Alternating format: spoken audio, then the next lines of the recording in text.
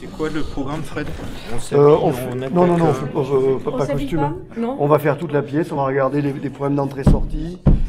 J'ai commencé le théâtre dans une troupe et 10 ans après, je me suis dit que finalement, c'était la manière qui me convenait à moi de faire du théâtre. Donc je m'écroule où? Là où t'es, c'est très bien. Et donc, je suis allé voir les acteurs, les actrices un par un et je leur ai proposé le projet. Il avait un lien avec quasiment tous les éléments de la troupe. Je voulais des acteurs que, évidemment, moi, je considérais comme de bons acteurs. Il va le remplacer, il faut que je sois devant moi. Mais je voulais des acteurs qui n'aient pas de problème d'égo. Et donc, on est parti il y a 4 ans à 11.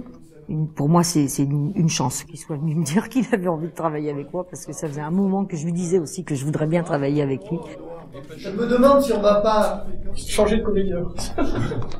Et aujourd'hui, je ne sais pas si on va réussir notre coup, mais je sais qu'on n'a pas eu de problème. Puis encore une fois, c'est vraiment une équipe humaine qui fonctionne très très bien. On peut tout se dire. Ça répond complètement à ce que je recherchais. Je leur ai expliqué que je cherchais des gens qui étaient des acteurs, qui avaient envie de jouer uniquement. Bien. J'imagine, monsieur Sissoko, que vous êtes au courant que moi, je me définissais comme auteur, directeur d'acteurs. Que donc, ma proposition, c'était que je leur écrirais des pièces qu'ils ne feraient que jouer. Il y en a une qui s'est retirée il y a 1 an et demi, 1 an de ça.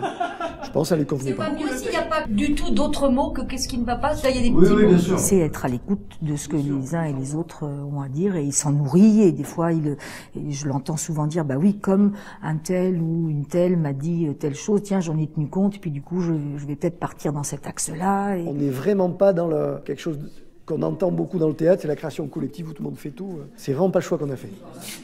Ne touche pas. C'est impossible, ça.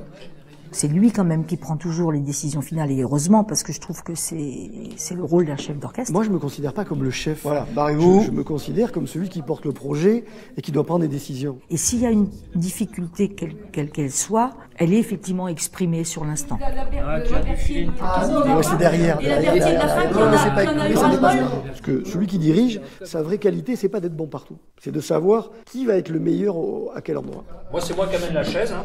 Ouais, mais je suis pas sûr qu'on ait besoin de ta chaise. Mais je crois que c'est aussi la question de ne pas faire ça pour le pouvoir. Moi, ce qui m'intéresse dans la position de dirigeante, c'est pas de diriger. Vous dépassez pas l'axe. Voilà, barrez-vous. La troupe à laquelle j'étais avait justement un metteur en scène qui prenait des décisions dans des domaines où il était clairement pas le plus qualifié. Moi, j'ai pas vécu de choses douloureuses comme ça, non. Des frustrations. Moi, je me file comme objectif que quand on vient travailler, on sait très bien. Il y a une chance sur 100 qu'on arrive au bout et on n'aura pas d'argent. Ce qu'on investit, c'est pas de l'argent, c'est du travail. Quand tu fais ce métier, tu le fais pour toi, comme tu le veux toi, et que tu peux pas t'en tenir à ce que quelqu'un te dise oui mon grand c'est bien, fais-le quoi. En fait, on n'est pas à l'école. Pourvu que ça dure encore longtemps. Ça veut pas dire que ça va durer toujours. Hein.